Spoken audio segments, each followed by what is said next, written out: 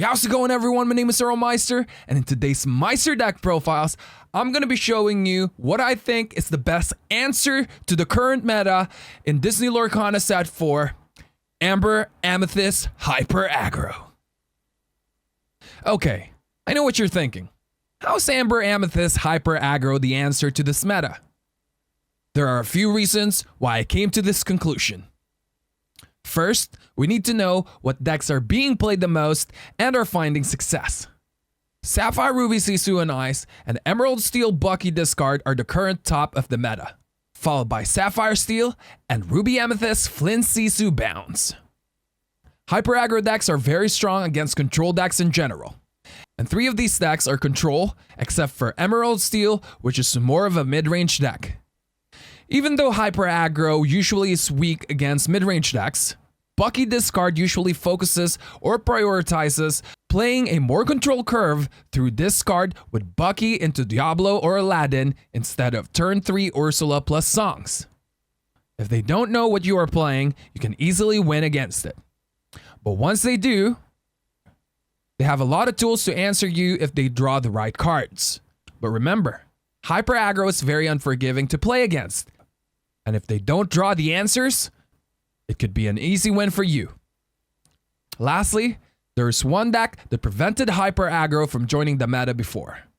That is Amber Steel Song. Now that Amber Steel Song is seeing less play due to getting dominated by Sapphire Ruby, we can now have a peace of mind running decks like Amber Amethyst Hyper Aggro.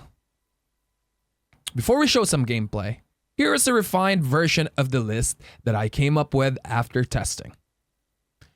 If you don't know how to play Hyper Aggro decks or aggro in general, don't forget to check out my video on my How to Meister series, How to Meister Aggro Decks. This deck is running 20 1-cost characters and has a total of 20 uninkable cards. Low-cost decks like this often stop at 3 to 5 inks and usually aim at finishing the game by turn 5 or 6. Hyper Aggro decks is all about power plays. Playing multiple cards every turn and dumping your whole hand as fast as you can is very important. Did you also notice that the deck doesn't run any draw cards? After playing Hyper Aggro in Disney Lorcana for 4 sets now, I realized that having a draw turn really just slows you down. You either go all in with the aggro life or don't do it at all. Play to win and stop playing to not to lose. Let's talk about the mulligan phase really quickly. The cards you keep during this phase usually differ depending on what deck you are playing against. If playing against control, try to find as many Lilos and Maleficents as you can. And having 1 to 2 Pinocchios or Piglets is nice as well. If playing against a mid-range deck, having a Lilo into Simba or Lilo into Pinocchio into a Baloo or Donald is good. If you can find both 1 and 5 cost Kida, make sure to keep it against mid-range because this is one of your win conditions against them. Build a board and drop Kida and watch your characters quest twice in 2 turns. Lastly, if you know that your opponent is playing Amethyst, be sure to keep 1 Befuddle. This card alone can win you the game. It prevents them from getting a Fox out in turn 3 or a Snake at turn 2. Now, let's get into some gameplay to give you an idea on how it looks like in action.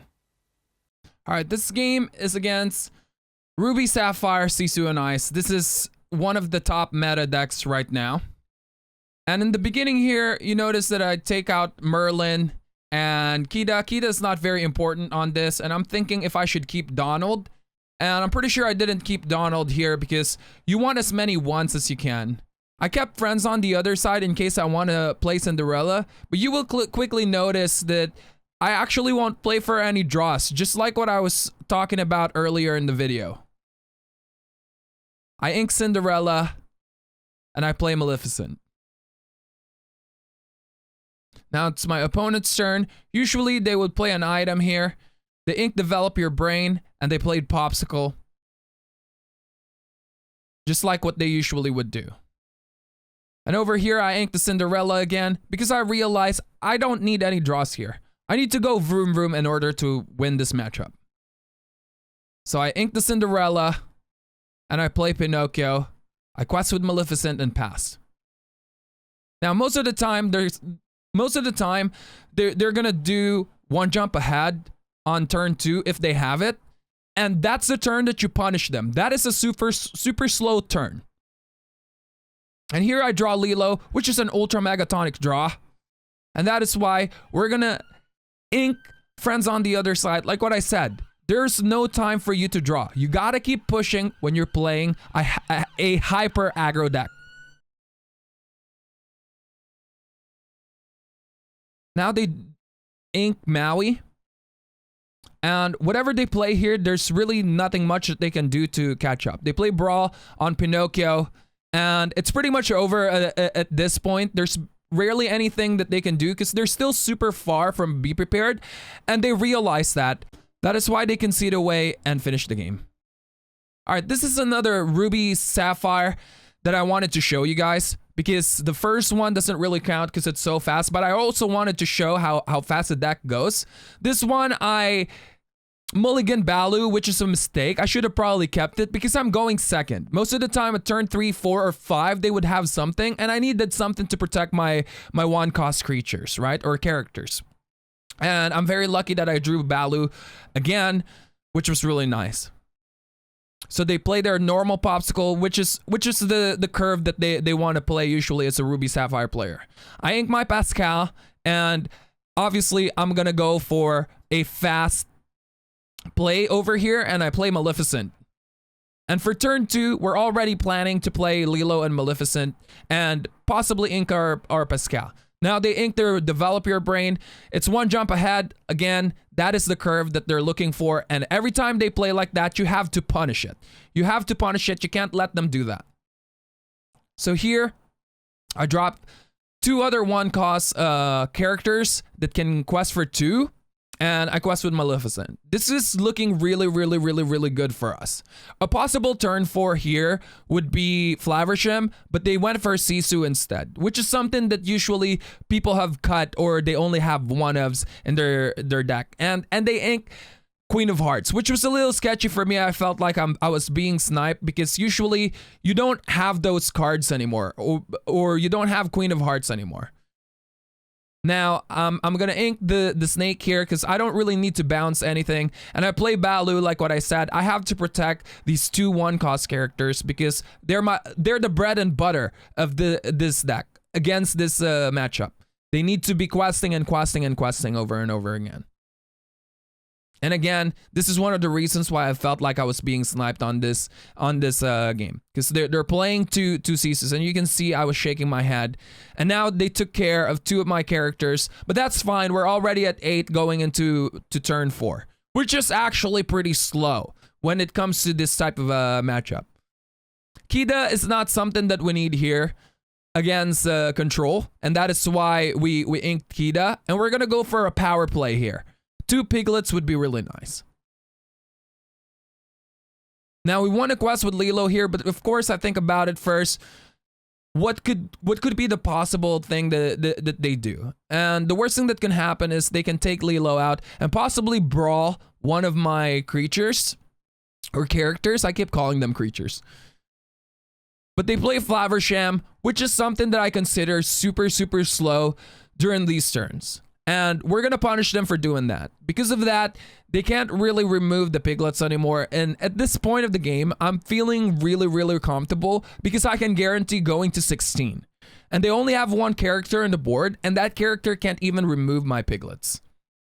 And that was a really good top deck right there with the goat. Now, I'm guaranteed going to 17 and 18 because if the goat dies or is banished, I can get a 1 lore guaranteed with it. And now they play Scar instead of Be Prepared, and that is really good for us because this means that the goat can actually quest for another one. So they remove both of our piglets, and they're gonna ready their Scar and pass their turn because there's really nothing that they can do anymore at this point. They quested with Flaversham with the hopes that I'm gonna hit the Flaversham, but I won't and I have a full board here. If they didn't have Be Prepared before, in my head, they probably won't have it anymore. And if they didn't play Sisu on that turn, they probably won't have it as well. Well, there's still a chance, right? Because if they played Sisu, the GOAT would survive still. But I felt like they would play Sisu first before they would play a Scar.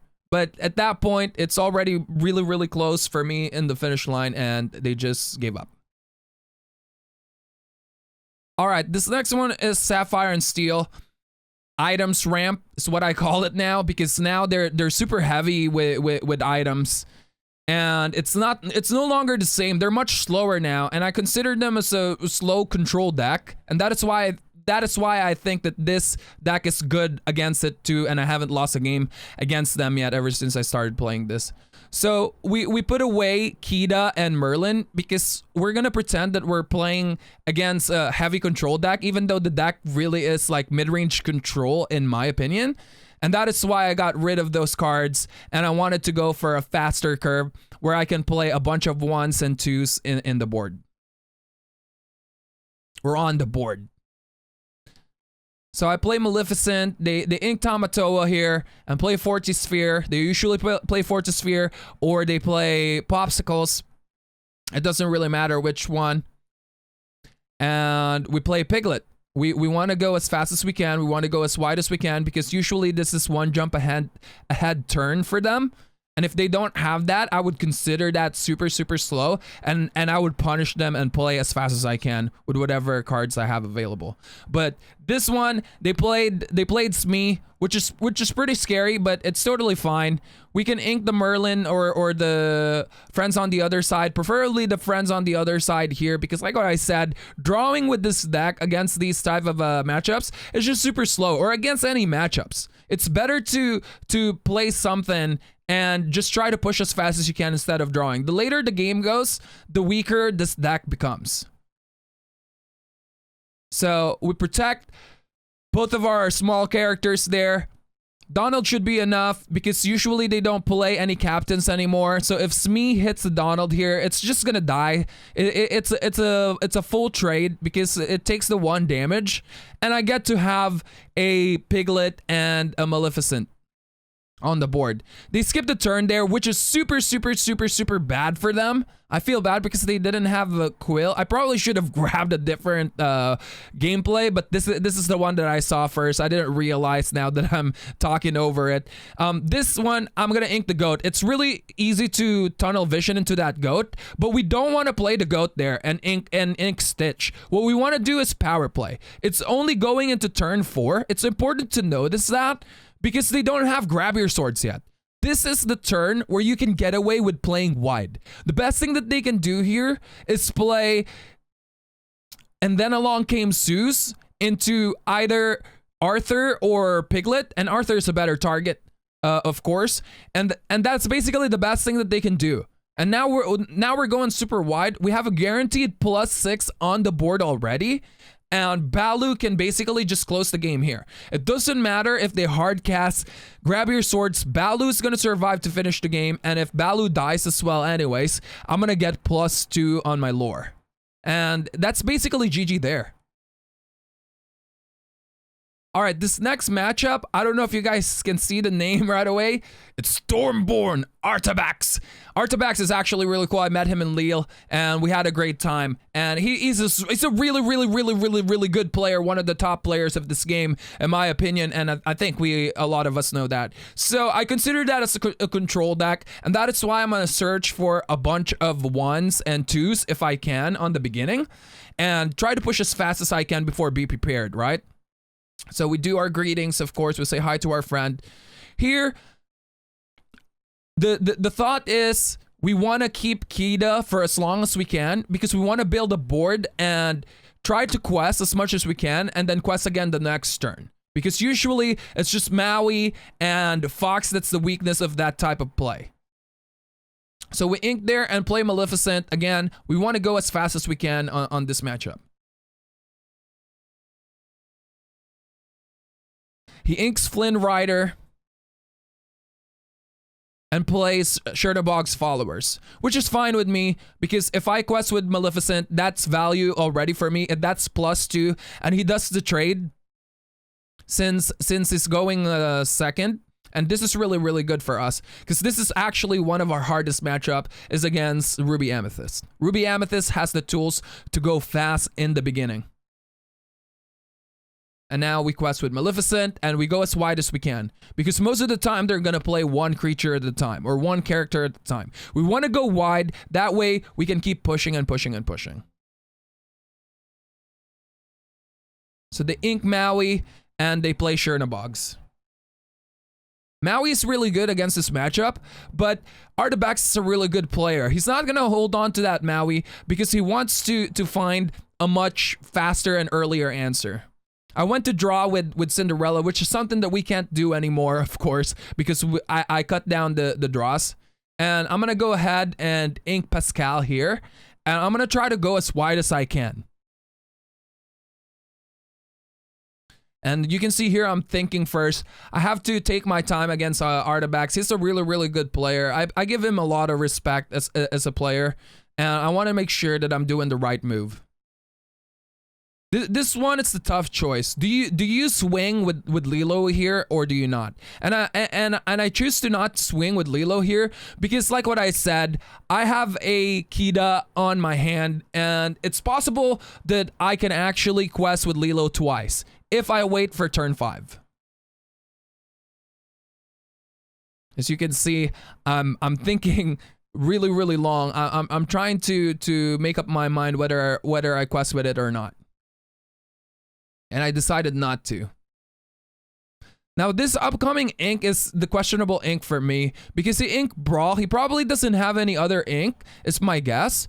And he plays Sisu here, which is better. But preferably, you want to keep Brawl as well in your hand because you get to take out creatures or characters on your enemy's board before they get to quest. Sisu is the right play there, 100%. But I wonder if if he had another choice when it comes to inking. Now I play my Merlin here, and I got 2 Ultra Megatonic cards that I can put down on the following turn. I quest with everyone since now I decided to ink my Kida since I drew Lilo, and that's not really very cash money because I can't ink Lilo, and I'm not gonna have a turn where I just play Lilo. I'm kind of stuck in one gameplay there where I inked the Kida and I had to play the rabbit. And he plays the rabbit as well. And for me, that's a super slow turn. Him not getting the fox here is unfortunate, and that is why we quest with everything again on the next turn and go as wide as we can.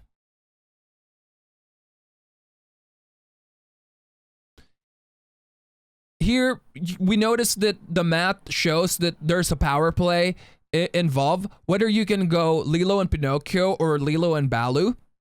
Either way, you're going to play Lilo here. And quest with both of them because it's getting late. We don't want to get close to Be Prepared turn without having an Ultra Megatonic advantage when it comes to lore. And like what I said, another power play happens. And now we wait for our opponent to deal with the board, which is a really hard board. I think Speaking Undisputed here. A lot of people would probably choose the rabbit here, but I chose Lilo because he can actually kill the Baloo, and he's gonna go for the Lilo anyways, right? And it didn't really matter for me if he had the charge or if he has any rush. But the thing that's important to notice there, that if he did have a rush card, that keeping the rabbit is better because they would take 2 damage instead of 1. And my Lilo gets brawled and Baloo gets taken care of. I'm actually surprised that he didn't kill Baloo there to go to 14. And then from here, we just power play and put down everything that we have and hope for the best. Here, Medusa is something that we're scared of because Pinocchio can get Medusa'd. and we're just praying that Medusa doesn't happen. Tremaine is fine because we can still choose Lilo, and it looks like he didn't find any answers there. Alright, this last match that I added here is against Bucky Discard. This is a very important match to learn since this is one of the top decks right now.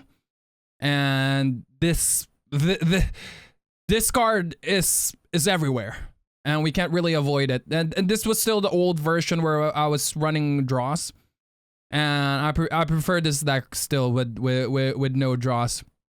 So I decided to keep the Stitch, Lilos, and Cinderella to sing Friends on the Other Side.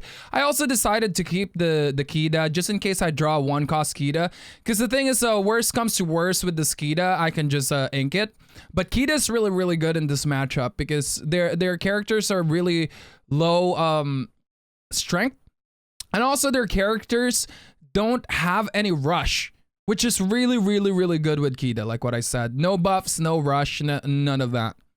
So we ink Stitch over here, and we play Stitch because it can kill the Diablo. This is really, really bad for us too because he played Diablo and he saw what kind of deck that we're playing, which means he can adjust himself into more of a mid-range playstyle than anything else. He shifted Diablo here. For me, that was pretty questionable, but he's saying let the storm rage on. He can get back all the cards that he loses anyways, which is totally fine. He probably didn't have Bucky on his hand, and I'm thinking of inking Friends on the Other Side, but because we're playing against this card, this might come in handy later, and I actually pulled back the decision making on that and decided that I'm gonna ink something else, and I'm gonna do a power play here with Lilo and Cinderella. So right now we're just hovering and thinking, is Pascal the right one to go for? And I really believe that that's the right play right there. Here, if they don't remove Cinderella, Cinderella can sing, and that can refill my hand. Especially they don't have Bucky, that would be a lot of gas for me, because this is a low cost deck, and drawing on this deck means that you can put more into the board, right? Because it's so cheap, you can just keep power playing. We draw another Friends on the Other Side, something that we don't need. So I went ahead and ink it because I know for sure that I'm not going to draw twice anyways. But I probably should have sang Friends on the Other Side first. But I decided here that, hey, I'm not going to go sing anything. I want to push. I want to get to 20 lore as fast as I can. Drawing, like what I said, is a super, super slow play. So I would much rather get as many lore as I can before getting into turn 5, turn 6. So now our opponent plays a Jafar here. That makes it really awkward for us because Jafar's a really good body against aggro in general. Because Jafar is huge, it's 3-4, it can take out most of the bodies already. And at the same time, Jafar is also able to keep refilling their hands. And our Cinderella got dealt with there, and we actually ended up playing this game with no draws. And this is an opening for a power play with Arthur and Pascal. And here we decide turn 5 is coming. We don't really need to draw anything. And if we don't draw any inkables as well, we can always just bring back our Pascal and ink Pascal and bring down Kida.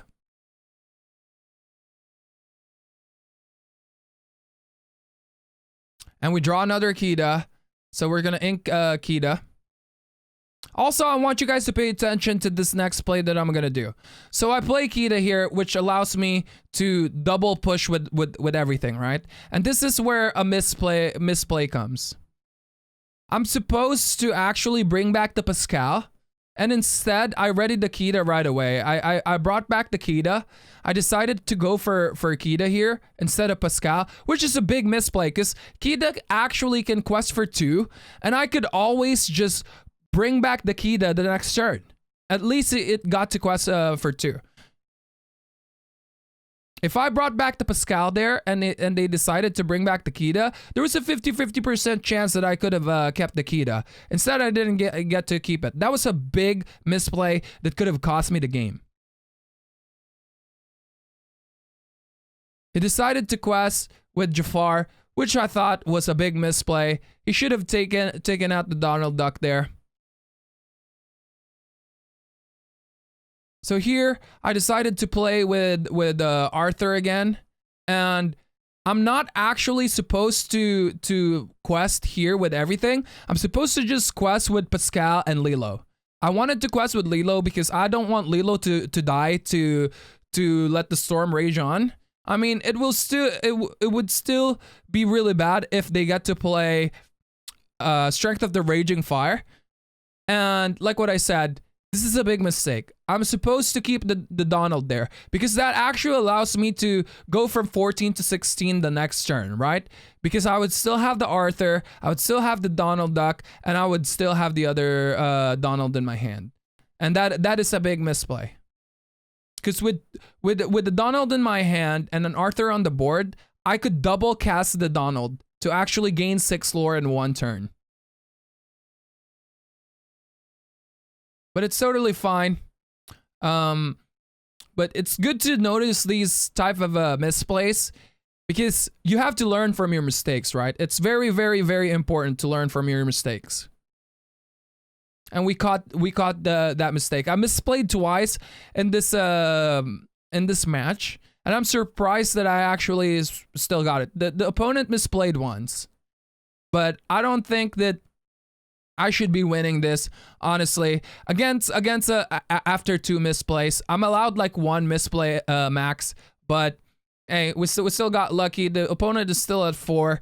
They can still quest here for 2 and go to 6. But I have an Arthur again that's coming up. They most likely will take out our Pascal here. So I still have an Arthur, and let's see what we're gonna draw next. They're only on 5, and they have 2, 4, 6, 8, 9 quests in total. And this is actually a really, really good top deck for me. Piglet is a really good top deck because now I have lethal on board, knowing that I'm gonna draw another character on my turn, right? And this is why a top deck with friends on the other side would be bad, and that's one of the reasons why I cut those as well. But I don't think it really matters because there's a high chance running 20. At the moment, I was running 24 1 inks with this version. There's a high chance that I could get 1 character. I just need 1 character here because Piglet will be able to quest for 3. And it doesn't really matter how much my opponent quests here. If it doesn't have any removal, I could just win the game. And there it is. We draw a character, which gives us the lethal. Now, Piglet can quest for 3, and Arthur can also quest for 3, bouncing another character. And that's basically it against this. You just want to push as hard as you can with this deck. Don't forget to sub, click all those buttons. You know what to do. Thank you very much for tuning in. Peace.